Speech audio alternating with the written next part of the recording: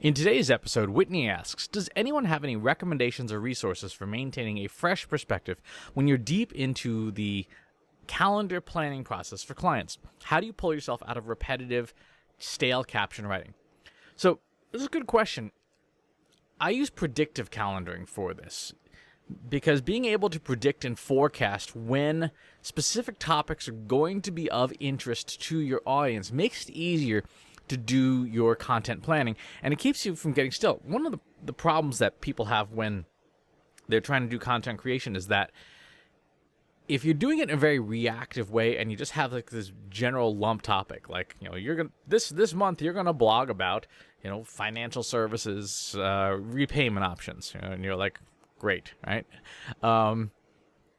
And there's not a lot of detail to it. There's not a lot of granularity to it. You absolutely can get stuck in a loop of being stale and repetitive because you've tapped out the broad topic without having any of that granular detail in it. So if you can take data, search data in particular, what people search for, forecast it using statistics and data science, and dig deep into what's going to be popular, you will have a much easier time creating lots of content content at scale, timed to when people care about it the most, and giving you the ability to really plan ahead. So that's a lot of theory. Let's look at an example here. We'll switch this over here like that. All right, cool.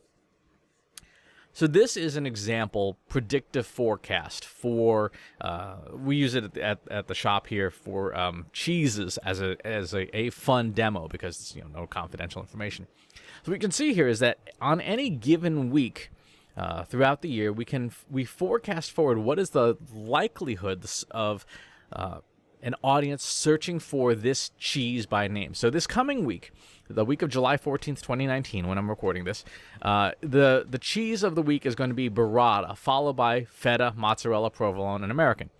So if I was running a cheese shop or a cheese restaurant or something cheese related, I would know that next week I need to have content about burrata cheese. I don't even know what burrata cheese is, but there you go. It's the thing, followed by feta, mozzarella, provolone, and so on and so forth. And we know that, you know, the feta, for example, is a great cheese to add to like summer salads. You could add it to like a watermelon salad with some shaved basil and some crumbled feta on top. You got a great summer salad. So I could, if I was running a cheese shop and I knew that next week was going to be a feta week, I can create a lot of content, look for some recipes about feta, and so on and so forth. The following week, let's change that here. Now, there's a cheese called scamorza. I didn't know what is scamorza cheese. I better Google that. So scamorza cheese is the popular thing. Based on the reaction I just had, if you were the cheese shop owner, you'd be like, wow, people are searching this thing, but clearly nobody has any idea what it is. So you can create lots of content from that. What is it? Why is it important? How do people use it? All the different types of questions around a topic that people are not familiar with, but are clearly searching for. Week by week, you create your content calendar. What's the popular cheese the following week? It stays scamorza for a little while, and then mozzarella takes the lead in early August here. Mozzarella, super versatile cheese, very easy to work with. And you start seeing these second and third and fourth tier cheeses. You would create content about those, but once you've made sure you've got content about mozzarella and feta and you've covered as many recipes as is reasonable for that topic, you move on to the next and to the next and to the next. And when you go out into pretty far out into the holidays here, this is the week of December 22nd. Swiss cheese followed by cheddar, followed by white cheddar, pepper jack.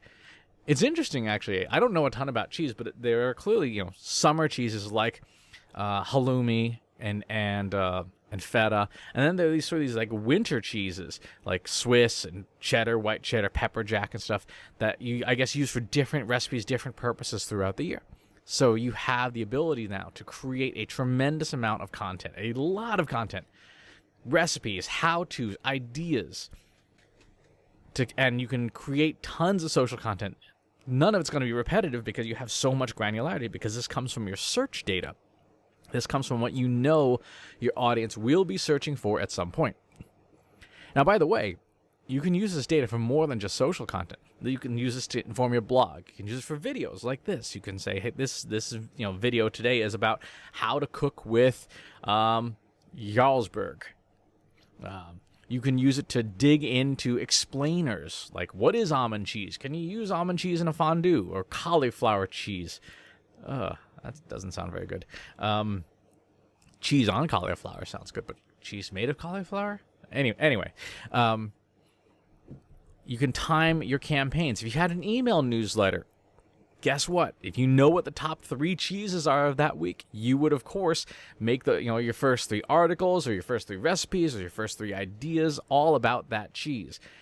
This would be a good resource even if you're doing like paid marketing. Because if you know, for example, that, in 4 weeks, raclette cheese is going to be least searched of the cheeses that you're running ads for, take down raclette's budget and pump up the budget for Swiss, because that's what people will be searching for. So you can use this type of forecasting for any and all of your content marketing to keep it from getting stale, to keep it from getting repetitive, to keeping that fresh perspective. And because you're using search data, and chances are whatever your business is, there are a lot of search terms, or there should be a lot of search terms in your business for the services you offer. What is it? How does it work? Why is it important? When do you use it? Who should be responsible for it? All the major questions for any given topic. You can create tons and tons and tons of content. You can and should have way more content ideas than you have time to make it if you're using predictive forecasting. You can assign it out, subcontract out stuff if you need to. You could even use machine learning, artificial intelligence software to draft some of the social posts. If you know, for example, exactly what people are going to be interested in, you could generate social posts based on previous ones about that topic. So I could take like 100 or 200 Swiss cheese social posts and feed it to one of these really fancy AI tools and have it write 100 more social posts on various cheeses. So that's how you keep stuff fresh. Use the data, forecast with the data, and create your content based on what you know people are probably going to be searching for in the next days, weeks, or months.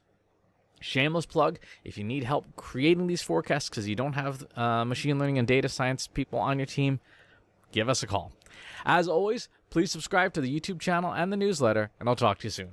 Want help solving your company's data analytics and digital marketing problems? Visit trustinsights.ai today and let us know how we can help you.